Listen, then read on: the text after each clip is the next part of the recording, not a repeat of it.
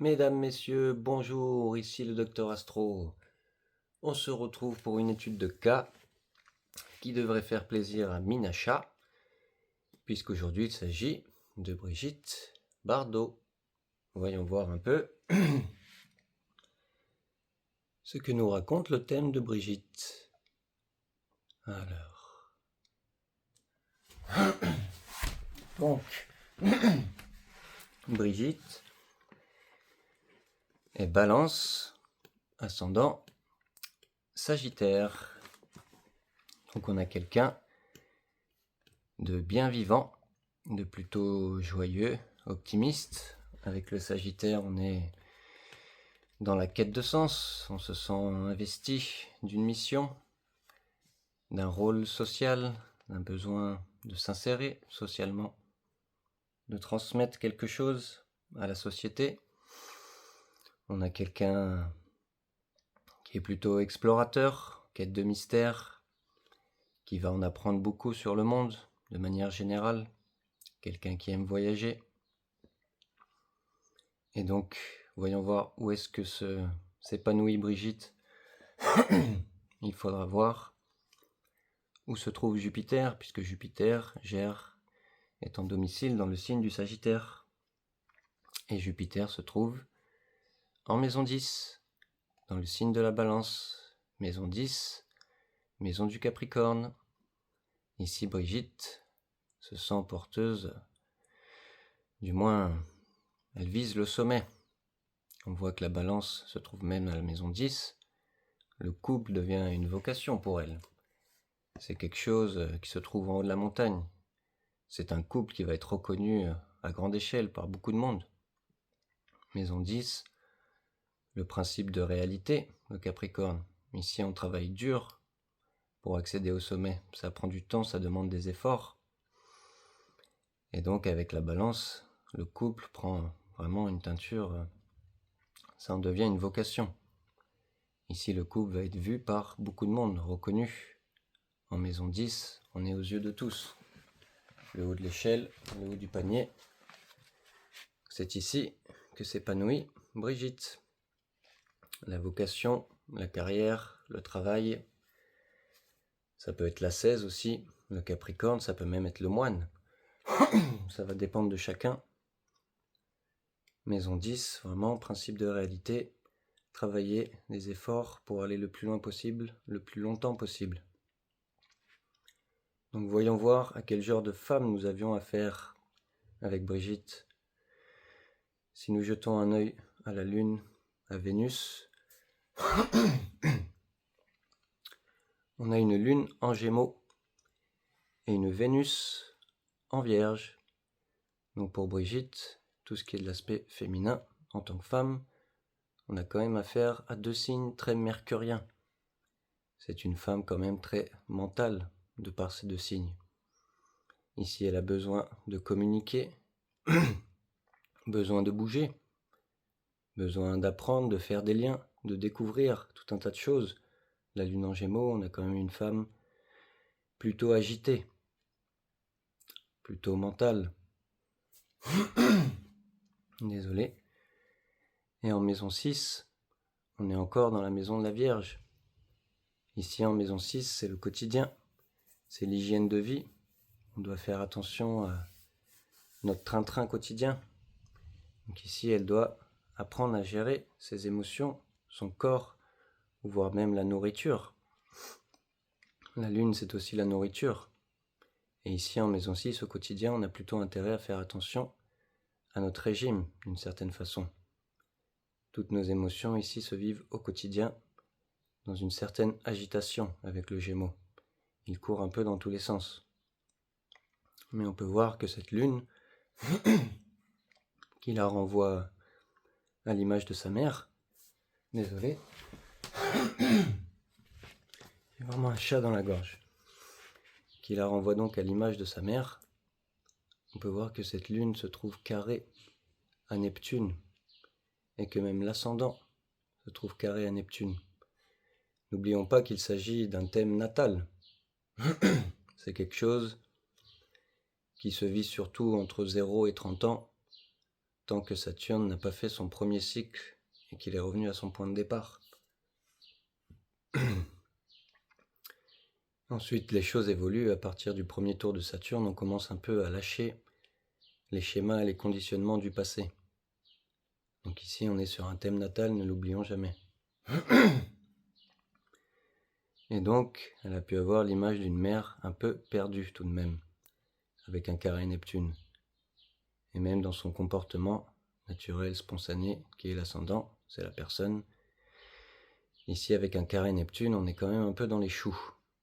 On se sent un peu troué, un peu largué. On a du mal à comprendre ce qu'on ressent, quels sont nos besoins. Et on a même du mal à comprendre notre propre identité, ce que l'on fait. Un carré Neptune, c'est pas évident. La personne est un peu dans les choux. Et maman, par conséquent, était peut-être un peu dans les choux. Ici, ça peut donner à Brigitte, du moins en début de vie, peut-être un penchant pour l'alcool, la drogue, la médication, tout ce qui nous permet de décrocher davantage, de nous noyer encore plus pour oublier nos problèmes.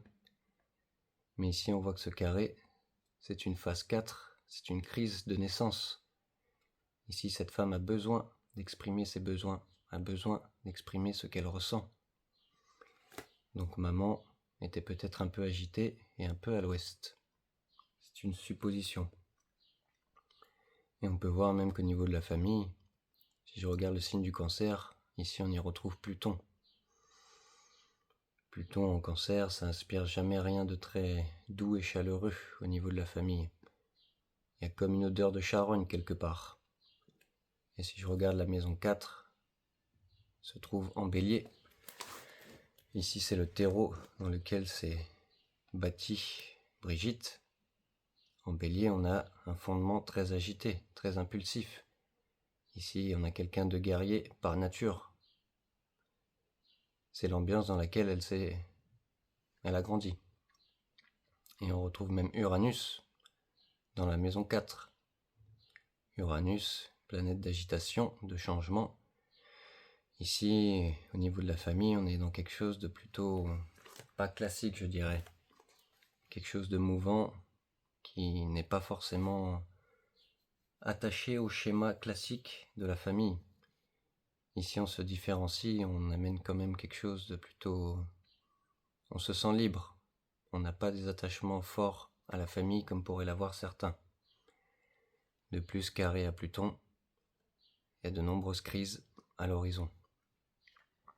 Et donc, je disais, une femme très mentale, de par ces deux signes. Et avec cette Vénus, on sait que Vénus en Vierge est en chute, puisqu'elle est exaltée dans le signe du Poisson. Donc ici, Vénus représente le démon intérieur pour Brigitte. C'est une planète qui est vue comme une bête noire par la personne elle-même, de plus que ce soleil, qui est donc son identité, son ego, sa façon de voir le monde, mode balance, et lui aussi en chute.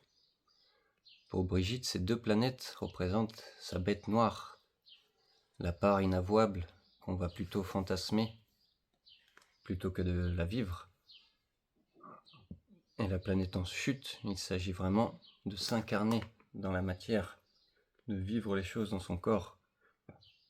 Et donc, qu'est-ce que peut donner cette Vénus si elle chute?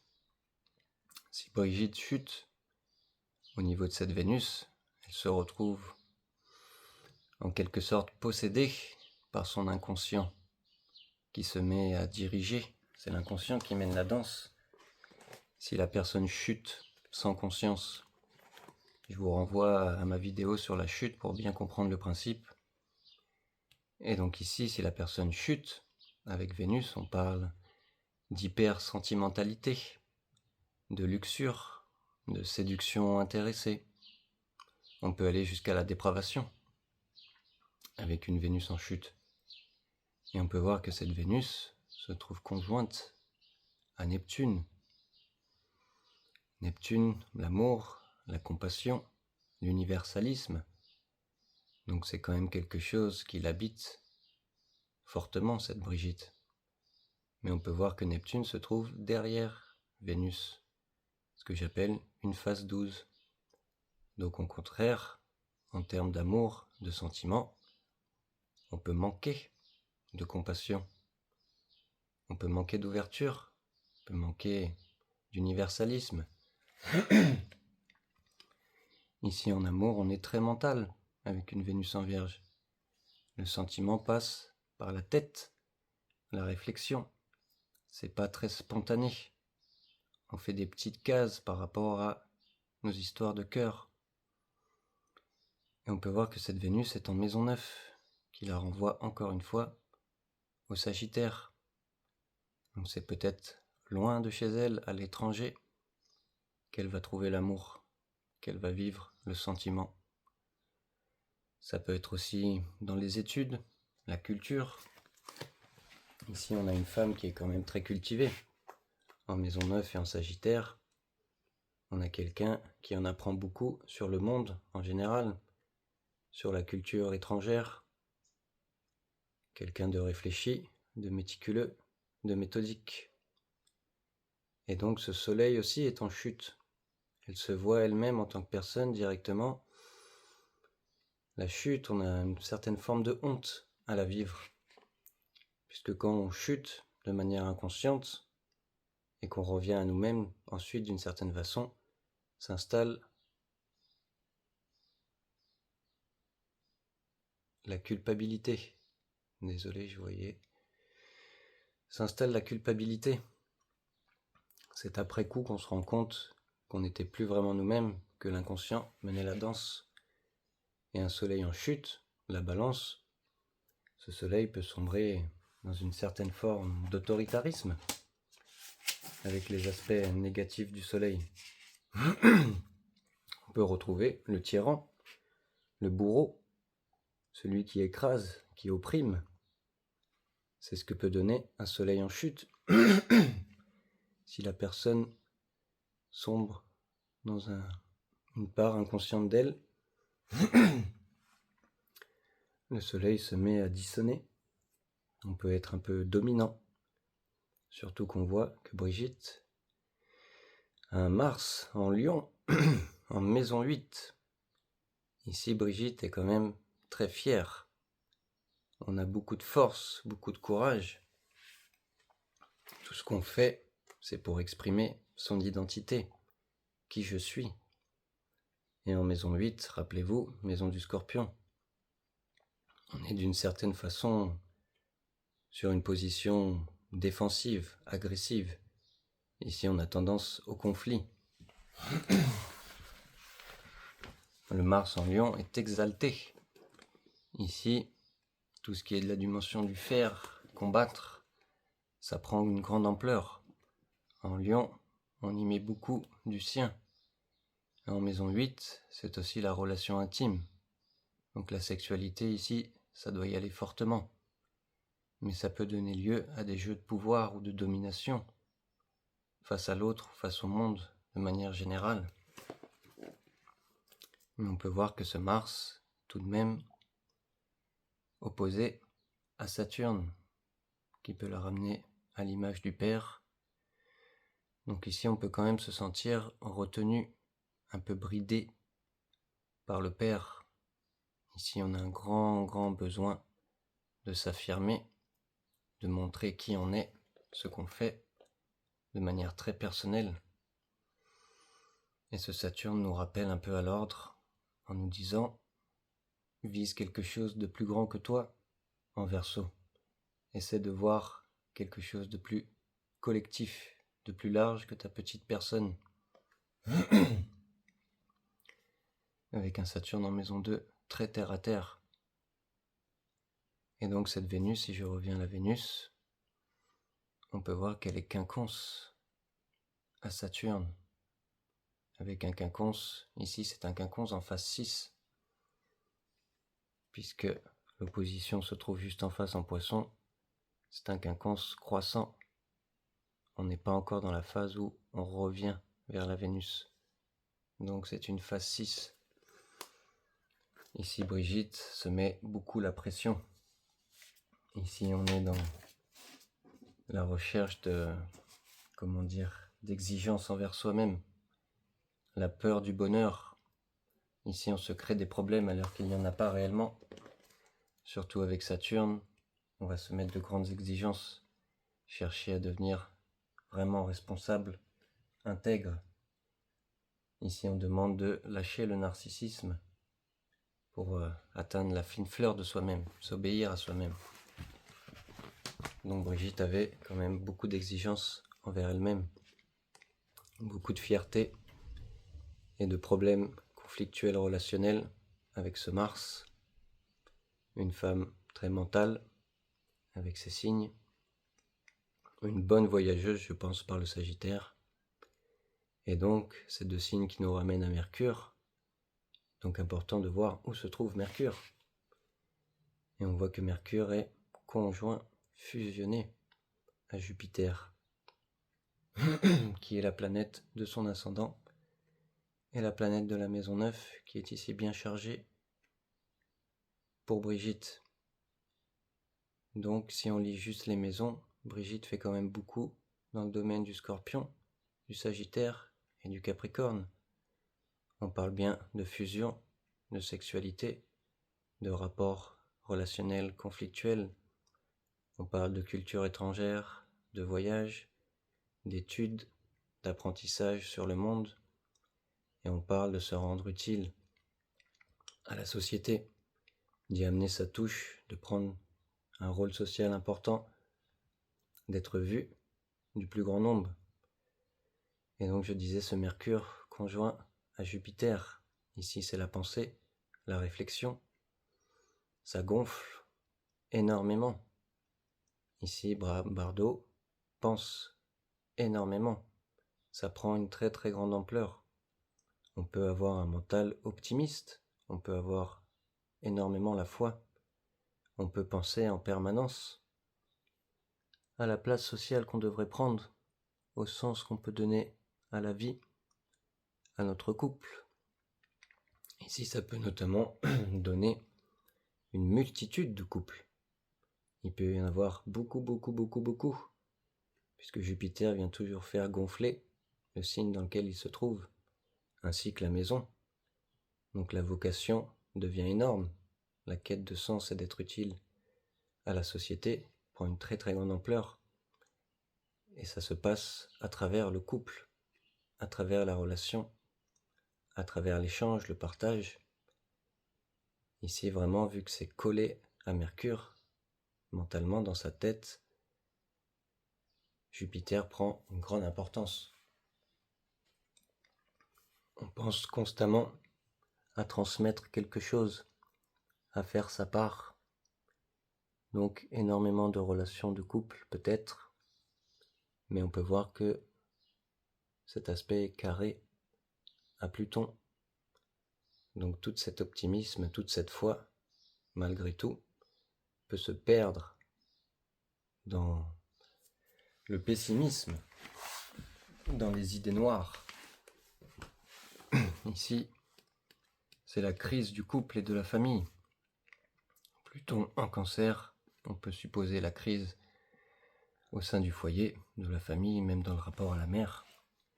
Et vu que c'est carré à la Balance et à cet aspect, c'est une multitude de couples qui donne une multitude de crises dans ce couple. Ici, c'est une vocation, ça va être vu par beaucoup de monde. Ça peut être beaucoup de déception. Comme je disais, ici on a les idées noires. Tout cet optimisme peut se faire avaler par le gouffre de Pluton. Ici on a la mort, la destruction, et donc la crise du couple. Ici, Mercure-Pluton, c'est pas facile. Avec un aspect comme ça, on a été empêché de parler. Surtout que ça vient de la famille. Quelqu'un n'a pas voulu qu'on s'exprime. Dès qu'on a dit un mot, on a senti le poids de la mort qui n'était pas très loin. On nous a cloué le bec. Alors qu'on a énormément de choses à dire. Peut-être même trop. Puisque ce carré vient concerner aussi Jupiter. Un carré Jupiter, ça déborde. C'est l'invasion, le pléthore. Ici, la pensée prend trop de place. Et concernant justement la façon de prendre sa place en société. Et donc à travers le couple, on en fait trop. On prend trop de place. Certes, on donne énormément de sens à notre pensée, à notre réflexion.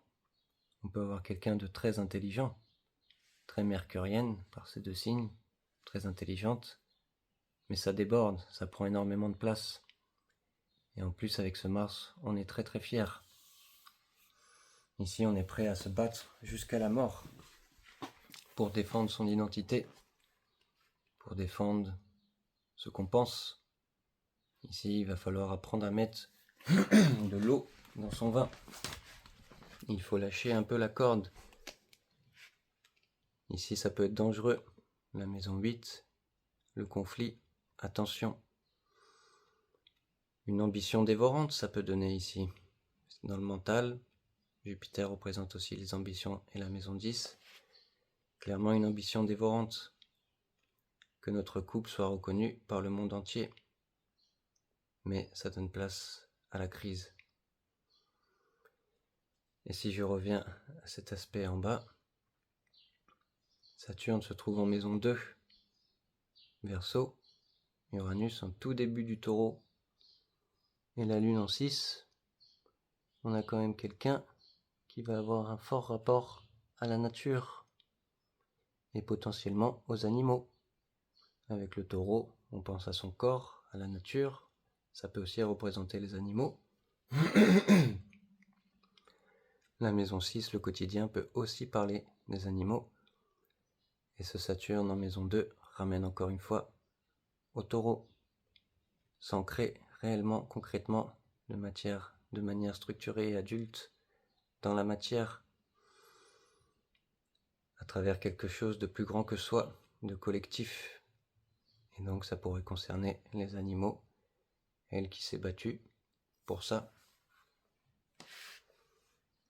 Donc une femme quand même très intelligente qui peut chuter, se perdre dans une forme d'autoritarisme, de luxure, de combat pour sa personne, peut-être les jeux de pouvoir, la domination au sein du couple, qui a une très grande importance pour elle, et sûrement de nombreuses crises.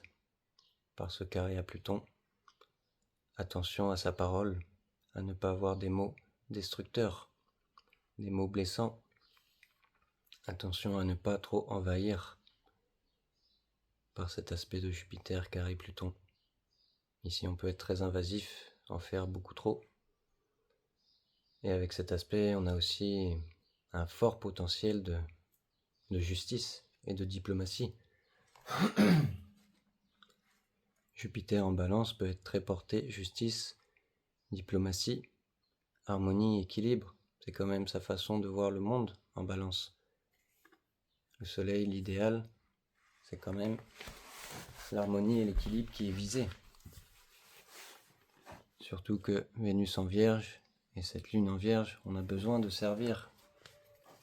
Avec le temps, on va être au service, on va chercher à soigner, à guérir les autres. Il y a un côté médecin quand même chez Brigitte. Parce qu'avec Vénus en Vierge, on peut retrouver la thérapie, le médecin, le soin, l'assistante sociale. Et avec Mercure-Jupiter, comme je dis souvent, c'est une conjonction qu'on retrouve chez les médecins. Puisqu'ici, à travers toute cette réflexion, toute cette analyse, on donne du sens à notre pensée. Les idées qui sont abondantes prennent sens. On va transmettre un message important. Et cette lune en maison 6 aura aussi besoin d'être dans le soin et dans le service. Donc on a quand même une battante à tendance conflictuelle qui peut provoquer de nombreuses crises, mais qui malgré tout vise à une forme d'équilibre et d'harmonie. Ça en devient une vocation, et qui est à travers la Vierge et la maison 6, dans le soin, dans le service à autrui, qui va devoir apprendre à intégrer l'amour universel, inconditionnel, qui va devoir apprendre à s'incarner réellement dans la matière, dans quelque chose de plus grand qu'elle. qu'elle-même de plus vaste, quelque chose de collectif, d'humanitaire avec le Verseau. Ce Mars ici doit apprendre à lâcher un petit peu son nombril, sa fierté, bien qu'il soit énormément rempli de talent, de courage, de créativité. Ici, on a une tension qui lui demande de venir à quelque chose de plus grand, de plus humanitaire. Et donc, en maison 2, on peut voir chez elle qu'elle a choisi les animaux. Uranus en taureau. La terre, la matière, Uranus, c'est la fine fleur de soi-même. C'est là où on va réaliser son être authentique, sa singularité. Et donc c'est bien dans quelque chose de très concret, terre à terre, qu'elle va trouver son unicité. Donc ça peut aussi nous ramener encore une fois aux animaux. Avec ce quinconce, comme je disais, surtout à Saturne, on est très exigeant envers soi-même. Ici, on est très dur, on vise à être au top du top, à chercher la fine fleur de soi-même. Attention à ne pas chuter dans la luxure, la séduction intéressée ou l'autoritarisme de ce soleil qui est aussi en chute. Voilà pour Brigitte. Je vais m'arrêter ici. Comme d'habitude, il y aurait énormément de choses à dire. Comme pour beaucoup de personnes, il y a de la souffrance liée à la famille. On cherche à être un peu détaché de sa famille ou à fonder un foyer plutôt original. Une femme plutôt impulsive de par ses racines, de par le foyer dans lequel elle a grandi. Une femme plutôt indépendante, mais qui malgré tout a pour vocation le haut de la montagne, le couple, une multitude de couples, forte sexualité, pas mal de crises à travers le couple et la famille, même à travers sa carrière. Une femme qui avec le temps va faire preuve d'énormément d'amour et de compassion, mais en début de vie, on peut avoir tendance à se sentir un peu honteuse de cette part de nous qui est vue comme la bête noire, que l'on fantasme plutôt que l'on vit concrètement. Ici, il va s'agir de s'incarner et de vraiment se rendre au service de l'autre, amener plus de soin à son propre corps et à ses émotions, puisqu'on commence la vie en étant quand même assez perdu. On a du mal à comprendre ce que l'on fait, car Neptune, on a du mal à cerner notre mère, nos émotions, nos besoins. On est quand même très agité, très très mental. Mercure, Jupiter, énormément de réflexion, de pensée. La quête de sens ici est grande, très très grande. On a un grand besoin de transmettre et de s'intégrer dans la société pour y amener de l'harmonie, de l'équilibre, de la communication. Apprendre à mettre de l'eau dans son vin pour que les rapports aux autres, notamment cette forte sexualité, ne sombrent pas dans un jeu de pouvoir ou de domination par excès de fierté ou d'orgueil que peut représenter ce Mars en Lion. Beaucoup de courage, de talent, de créativité, mais attention à ne pas aller jusqu'à la mort pour s'affirmer et vraiment avoir une forte tête. Ici, ce Mars en Lion fait beaucoup de moi, ça prend une grande ampleur. Attention à ne pas se prendre trop de murs. Voilà, monsieur, dame, pour Brigitte. Merci à vous d'avoir regardé cette vidéo. Pensez aux pouces, aux commentaires, aux abonnements. Ça me soutient et ça aide cette petite chaîne à gagner en visibilité. Je vous dis à bientôt sur une prochaine vidéo. Merci à vous. Ciao.